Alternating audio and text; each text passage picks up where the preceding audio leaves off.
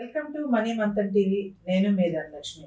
జిల్లా మాజీ న్యాయమూర్తి, సుప్రీంకోర్టు సీనియర్ అడ్వకేట్ అయినటువంటి శ్రీ నేరెళ్ల మాల్యాద్రి గారు ఏ విషయాన్నైనా కానీ కూడా నిర్భయంగా నిర్మోహమాటంగా మాట్లాడగలిగినటువంటి సత్తా ఉన్నటువంటి మనిషి. ఆయన యొక్క వ్యక్తిత్వం, మానవత్వం, మంచితనం, ఆయన యొక్క సుగుణాలు, ఆయన యొక్క లక్షణాలు ఎంతో మందికి సహాయం చేయటం, ఫీజు ఇచ్చినా ఇవ్వకపోయినా కానీ కూడా మీకు నేనున్నాను అని అంటూ భరోసా ఇచ్చేటటువంటి న్యాయమూర్తి. ఇప్పుడు వారిని అడిగి వారి మాటల్లోనే వారి యొక్క అనుభవాల్ని తెలుసుకుందాం. నమస్కారం సార్, బాగున్నారా? నమస్కారం అమ్మ.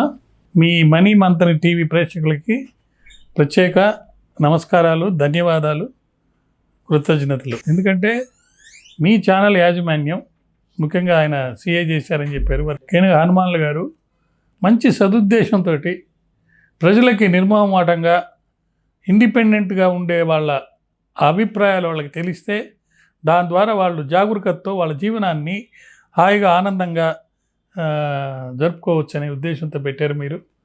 నాకు బాగా ఆనందంగా ఉంది. ఆ యాజమాన్యానికి కూడా ప్రత్యేక కృతజ్ఞతలు, నమస్కారాలు, ధన్యవాదాలు తెలియజేస్తాను. సార్ మీది ఏ ఊరు సార్? మాది సొంత ఊరు కావలి, నెల్లూరు జిల్లా. మీ యొక్క 7 తరాలు అంటారు కదా సార్, 7 తరాల్లో మీరే జడ్జిగా ఉన్నారా లేకుంటే మీకంటే ముందు ఎవరైనా ఉన్నారా? 7 తరాలు కాదు, మా ఊరు, మా ఏరియా నుంచి మాకు సంబంధించి నేనే మొట్టమొదటిగా జడ్జి కావడం జరిగింది. ఆ తర్వాత మా కజిన్ బ్రదర్ జడ్జి అయ్యాడు, తర్వాత మా అన్న కొడుకు జడ్జి అయ్యాడు, వాళ్ళ భార్య జడ్జి. ఇట్లా న్యాయమూర్తులు చాలామంది తయారయ్యారు. మొట్టమొదటి అయితే నేను 1989లో ఉద్యోగంలో చేరడం జరిగింది.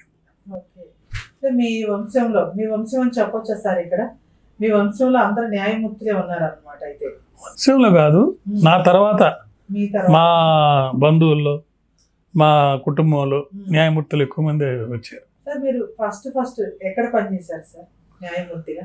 అంటే మొదట సెలక్షన్ అయిన తర్వాత కడప డిస్టిక్ మొత్తానికి ఇన్ఛార్జిగా స్పెషల్ మొబైల్ కోర్ట్ అని అక్కడ పనిచేయడం జరిగింది. న్యాయమూర్తిగా ఉన్నప్పుడు మీరు ఎప్పుడైనా బాధపడ్డ రోజులు ఉన్నాయా సార్? ఉంటాయి. న్యాయమూర్తిగా బాధపడటం, సుఖపడటం అనేది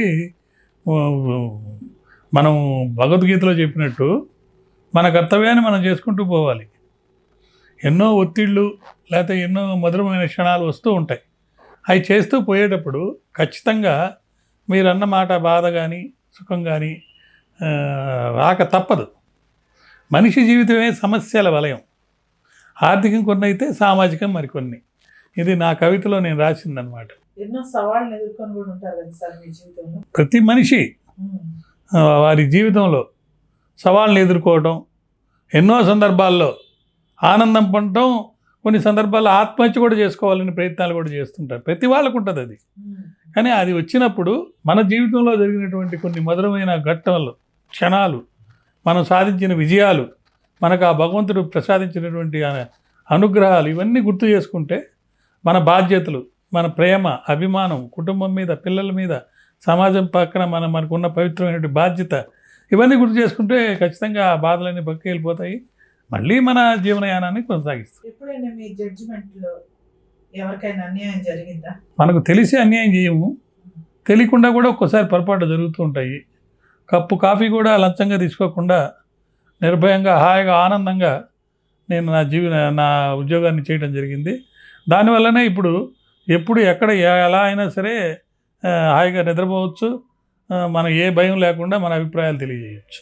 ప్రశాంతమైనటువంటి జీవితం, పారదర్శకంగా, ప్రశాంతంగా, జవాబుదారీతనంతో నీ జీవనయానాన్ని కొనసాగించవచ్చు. మీ మాటల్లోనే తెలుస్తుంది సార్, నిర్మోహమాటంగా, నిర్భయంగా, ధైర్యంగా ఏ విషయాన్నైనా ఎవరైనా చేయొచ్చు. మన మనసుకి, మన హృదయానికి మనకు తెలిసిపోతుంది అనమాట.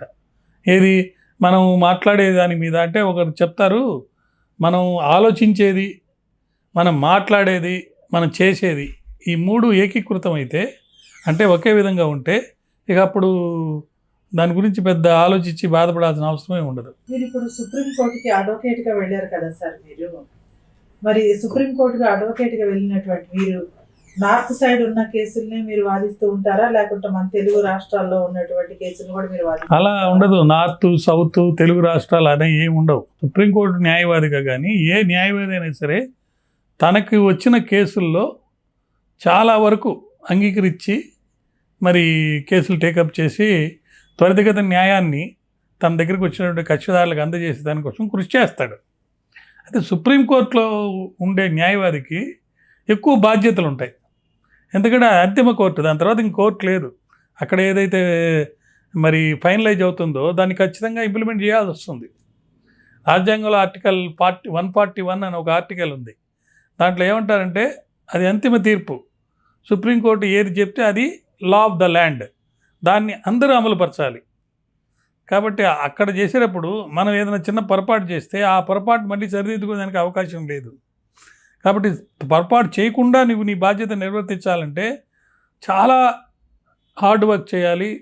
నీ యొక్క ఎఫర్ట్స్ అన్నీ పెట్టి వాళ్ళని మన దగ్గరికి వచ్చిన వాళ్ళకి ఎలా రిలీఫ్ వాళ్ళకి అందించాలని ప్రయత్నం చేయాల్సి.